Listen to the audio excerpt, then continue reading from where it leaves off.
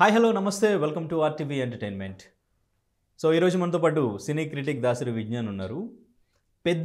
పెద్ది నుంచి first song release అయింది. ఎక్కడ చూసినా కానీ చిక్కిరి మోత మోగిపోతుంది. సో మరి పెద్ది ఫస్ట్ సాంగ్ ఎలా ఉంది అండ్ ఇంకా ట్రోల్ చేస్తున్న ట్రోలర్స్ ఎందుకు ట్రోల్ చేస్తున్నారు అండ్ ఇంకా పెద్ది మూవీకి సంబంధించి అసలు స్టోరీ ఏంటి, ఎలా ఉండబోతుంది, ఇదంతా కూడా క్లియర్గా మాట్లాడదాం. హలో విజ్ఞాన్ జీ, నమస్తే. ఎలా ఉంది ఫస్ట్ సింగిల్ చిక్కిరి? యాక్చువల్గా దాన్ని దఫాలుగా మాట్లాడుకుంటే చిక్రీతో ఏదో వస్తుంది అని ఫస్ట్ రిలీజ్ చేశారు. తర్వాత కార్లో అమ్మాయి నడుముతో కూడిన పిక్చర్ తార్ లాంటి వెహికల్లో. Next Buchibabu with A R Rahman, sir నాకు ఒక మంచి సిట్యువేషనల్ సాంగ్ ఇవ్వు, మీరు గతంలో చాలా అద్భుతమైన పాటలు ఇచ్చారు, నా చిన్నప్పటి నుంచి చూస్తున్నాను, మాకు తెలిసిన వాళ్ళందరూ మీ పాటలు అని చెప్పేవాళ్ళు, ఇన్నాళ్ళకు మీతో పనిచేయడం నాకు మంచిగా అనిపించింది, ఏంటి చెప్పు అంటే పొజిషన్ మారారు, కుర్చీలే జస్ట్ అటు ఇటు, కొంచెం ఫన్నీగా అనిపించింది. చిక్రీ అని ఒక పాట ఇవ్వమన్నాడు. చిక్రీ అంటే ఏంటి అని అడిగాడు. అంటే వాళ్ళ ఊర్లలో ఫస్ట్ టైం పెద్దిగాడు ఒక అమ్మాయిని అలా పిలుస్తారంట. ఫస్ట్ టైం పెద్ది అమ్మాయిని చూసినప్పుడు వాటిలో కలిగిన ఫీలింగ్ అని చెప్పాడు. తర్వాత సాంగ్ రిలీజ్ అయిన తర్వాత ఆ స్టెప్ బాగా ఫేమస్ అయిపోయింది. ఆ స్టెప్ని చాలామంది ట్రోల్ కూడా చేశారు.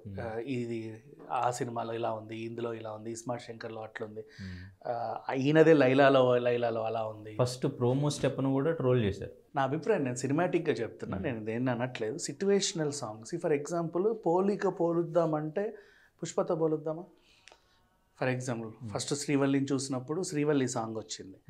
ఆ డ్యాన్స్ కూడా ఆయన చెప్పుడిపోతే చాలా స్లోగా అలా వేసుకుంటూ వెళ్తే, అంతెందుకు బిగ్ బి అమితాబ్ బచ్చన్ కూడా కౌన్ బనే కరోడ్పతిలో ఆ సిచ్యువేషన్ గురించి చెప్పాడు. చెప్పుడిపోయినా కూడా హీరో అంత పాట హిట్ అయిందంటే it's a very rare situation అని మెచ్చుకున్నాడు.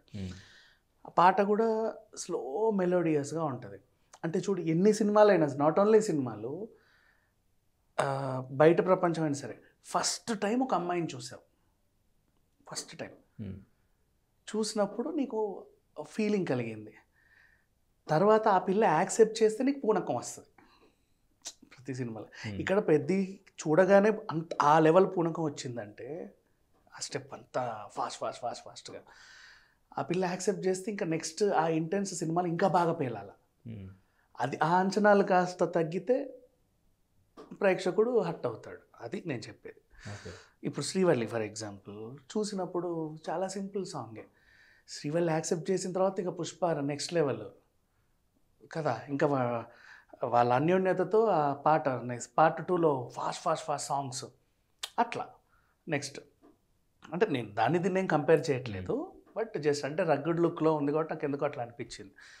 అంటే దానికి దీనికి సంబంధం ఉంటుంది అసలు? అంటే యాక్సెప్ట్ చేయడానికి, ఆ లవ్కి, అంటే ఆ బేసిక్ సిట్యుయేషన్, సాంగ్ హిట్ అవ్వడానికి ట్యూన్ ఎలా ఉండాలి, స్టెప్స్ ఎలా ఉండాలి, యూత్కి నచ్చడానికి సిట్యువేషనల్గా కూడా సింక్ అవ్వాలి కదా. ఇక్కడ నీకేమి రెండు సిట్యుయేషన్ సింక్ అవ్వాలి, బట్ అక్కడ పెద్దకి రెండు టాస్క్లు ఇచ్చాడు, స్లో మూమెంట్స్ ఉండాలా, అది వాళ్ళు డిసైడ్. అదే చెప్తున్నా, పెద్దకి అక్కడ 2 టాస్క్లు ఇచ్చాడు.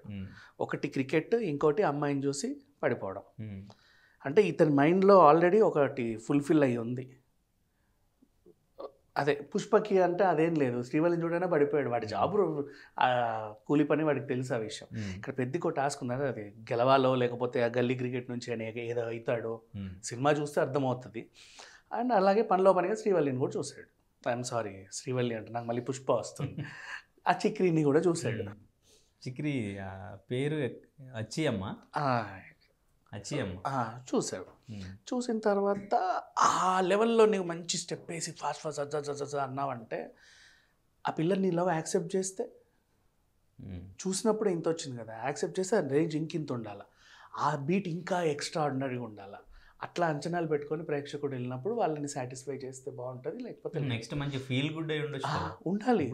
టీజింగ్ లా ఉంది, నెక్స్ట్ మంచి ఫీల్ గుడ్ సాంగ్ అయి ఉండొచ్చు కదా. ఉండొచ్చు, చెప్పలేమ్మా, అదే అంటున్నా. కానీ ఓకే, నైస్, బాగానే ఉంది. ట్రోల్ చేసేవాళ్ళు ఎప్పుడైనా ట్రోల్ చేసి ప్రతిసారి కొత్త స్టెప్పులు అంటే పాపం కొరియోగ్రాఫర్లు కూడా ఎక్కడి నుంచి తెస్తారు? ఎన్ని స్టెప్పులు అయిపోయాయి చెప్పు, బోల్డ్ అన్ని స్టెప్పులు. డీలో కూడా కొత్త మాస్టర్లు. ఇప్పుడు డీ ఎన్ని సీజన్ 21 or 22 వాళ్ళు సృష్టించా, వీళ్ళు సృష్టించా, ఔత్సాహిక మాస్టర్లు సృష్టించారు, ఎన్ని చేస్తారు. కొంచెం రేర్గా అప్పుడప్పుడు ఏవో కొత్త కొత్త స్టెప్స్ వస్తూ ఉంటాయి. దీంట్లో ఆయనకి ఆ చిక్రీని చూడగానే బాగా ఇది అవ్వాలనే బుచ్చిబాబు ఇంటెన్షన్. ఆ క్యారెక్టర్ బాగా ఊగిపోవాలి, ఆ చిక్రీ ఊర్లలో అట్లా ఉంటారు అని చెప్పాడు. మేబీ ఆ ఊర్లో అలా ఉంటారేమో, అది ఆ సిచ్యువేషన్ పెట్టుండొచ్చు. ఓకే. సో అంటే ఇక్కడ సుకుమార్ గారి శిష్యుడు ఆయన. ఇక్కడ సుకుమార్ గారు చూస్తే పుష్ప 2తో ఒక మంచి హిట్ అందుకుని అల్లు అర్జున్కి ఒక పాన్ ఇండియా స్టార్గా ఆ సినిమా మంచి ఉపయోగపడింది. ఇప్పుడు గేమ్ చేంజర్ ఫ్లాప్ తర్వాత వస్తున్న మూవీ, సో ఇక్కడ గ్లోబల్ స్టార్ నుంచి మెగా పవర్ స్టారే మళ్ళీ కంటిన్యూ చేస్తున్నారు. ఈ పెద్ద మూవీ పాన్ ఇండియాగా మంచి హిట్ అవ్వాలి. నాకు తెలిసి రామ్ చరణ్కి ఇది ఒక పుష్పలాగా అవ్వాలి. మరి అది బుచ్చిబాబుతో అవుతుందా? ఎందుకంటే తను ఫస్ట్ సినిమా చూసుకుంటే ఒక చిన్న హీరో, సో డెబ్యూ తనకి కూడా, ఇద్దరికీ డెబ్యూ అప్పుడు ఉప్పెన. ఇప్పుడు next Peddi, so RRR, game changer, ఇటువంటి పెద్ద సినిమాలు చేసిన తర్వాత అసలు ఏ నమ్మకంతో బుచ్చిబాబుకి రామ్ చరణ్ ఛాన్స్ ఇచ్చినట్టు, ఇప్పుడు అది నిజంగా రామ్ చరణ్కి ఒక పుష్ప అయ్యే ఛాన్స్ ఉందా? పాన్ ఇండియాలో ఒక మార్కెట్ క్రియేట్ అయ్యే ఛాన్స్ ఉందా ఈ సినిమాతో? బుచ్చిబాబు గురించి మాట్లాడుకుంటే ఉప్పెన ఇష్క్ సిఫాయా సాంగ్ వచ్చింది. ఇష్క్ సిఫాయా సాంగ్ వచ్చిన టైంలోనే కొంచెం రోజు అటో ఇటో లాక్డౌన్. అంటే ఇంకా సినిమా రిలీజ్ ఖచ్చితంగా ఒక సంవత్సరం తర్వాతే ఉంటుందని ఫిక్స్ అయిపో. ఆ తర్వాత ఆఫ్టర్ లాంగ్ టైం మూవీ వచ్చింది. అయినా సరే ఆ ఒక్క పాట నిలబెట్టి ఉప్పెన చాలా పెద్ద హిట్.